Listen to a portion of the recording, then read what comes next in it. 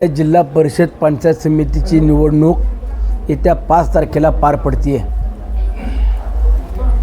राष्ट्रवादी काँग्रेस पक्ष, Republican party of India आणि स्वाभिमानी रिपब्लिकन पक्ष महायुतीचे वराळे इंदोरी गटातील अधिकृत जिल्हा परिषद उमेदवार पल्लवीताई संपतराव दाभाडे, इंदोरी गणातील दिलीप भाऊ ढोरे आणि वराळे गणातील राजेंद्रजी कडलक हे आमचे उमेदवार या ठिकाणी उभे आहेत. मागील 5-6 वर्षापासून मावळ तालुक्यात जो काही विकास कामाच्या माध्यमातून प्रत्येक गावात वाड्यापाड्यापर्यंत एक चांगल्या पद्धतीचा निधी राज्याचे उपमुख्यमंत्री अजितदादांच्या मार्गदर्शनाखाली आणता आला. त्यातून या तालुक्याचा सर्वांगीण विकास डोळ्यासमोर ठेवून प्रत्येक समाजाला, प्रत्येक घटकाला बरोबर घेऊन जाण्याचं देखील आम्ही सर्वांनी काम केलं आहे. आणि या इंदोरी वराळे गटातील निवडणुकीला सामोरे जात असताना पल्लवीताई या देखील माळवाडी ग्रामपंचायत सरपंच म्हणून एक चांगलं काम त्यांनी त्यांच्या कार्यकाळामध्ये केलेलं आपण सर्वांनी पाहिलं. दिलीप भाऊ देखील एक व्यावसायिक आहेत, प्रत्येक समाजामध्ये, प्रत्येक घटकामध्ये उभा राहणारा, सुखादुःखात उभा राहणारे आमचे सहकारी आहेत. कृषी उत्पन्न बाजार समितीचे संचालक देखील आहेत. आणि त्याचप्रमाणे राजेंद्रजी कडलक हे देखील एक व्यावसायिक आहेत, शेतकरी आहेत आणि होतकरू युवक आहेत. असे चांगल्या पद्धतीचे तिन्ही उमेदवार या गटामध्ये आम्ही उभे केले आहेत. वराळे इंदोरी गटातील हे तीनही उमेदवारांना राष्ट्रवादी काँग्रेस पक्ष हा खंबीरपणानं साथ देत असताना इथल्या मायबाप जनतेने देखील त्यांना आशीर्वाद द्यावेत. तिथले जे काही प्रश्न असतील, ज्या काही समस्या असतील त्या सोडवण्याचं काम जे काही मागील 5 वर्षामध्ये मी करण्याचा प्रयत्न केला त्याच पद्धतीनं पुढील 5 वर्षाच्या कालावधीमध्ये ते तीनही सहकारी माझ्या खांद्याला खांदा लावून काम करतील. इथल्या नागरिकांना त्यांच्या सुखादुःखात, अडचणीत उभे राहतील, त्यांचे प्रश्न सोडवतील हा मला विश्वास आहे. स्वखर्चातून किती कामं केली याची जर कोणाला यादी पाहिजे नसेल तर मी तुमच्यापर्यंतही देतो आणि त्यांनाही देतो.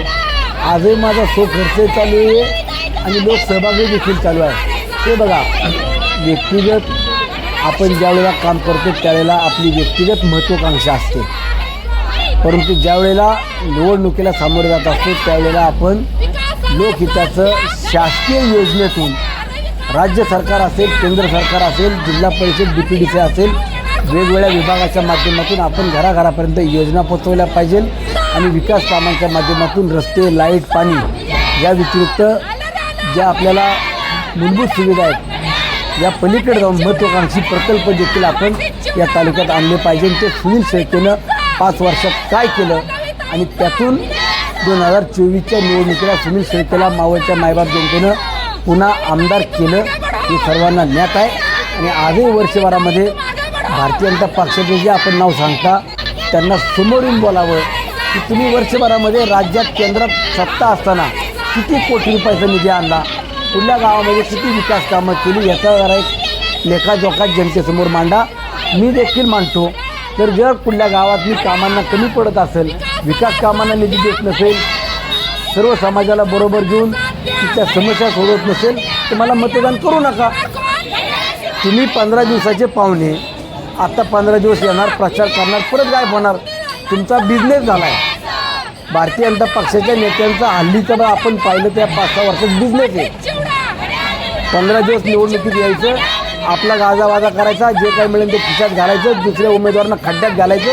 त्याच्या पलीकडे त्यांना दुसरं काहीच माहीत नाही. आता 4 वर्षामध्ये आपल्या गावात, वाड्यापाड्यावरती विकास कामं करायला हा सुनील शेळके जबाबदार आहे, बांधील आहे. आणि म्हणून जिल्हा परिषदेचे 5ही उमेदवार आणि पंचायत समितीच्या 10 उमेदवारांना आपण भरघोस मतानं विजय करावं. पुढच्या 4 वर्षात आपल्या प्रत्येक गावातल्या, वाड्यापाड्यातले 90% कामं जर पूर्ण केली नाही तर विधानसभेला तुमच्याकडे मत मागायला जो कोणतीतला येणार नाही.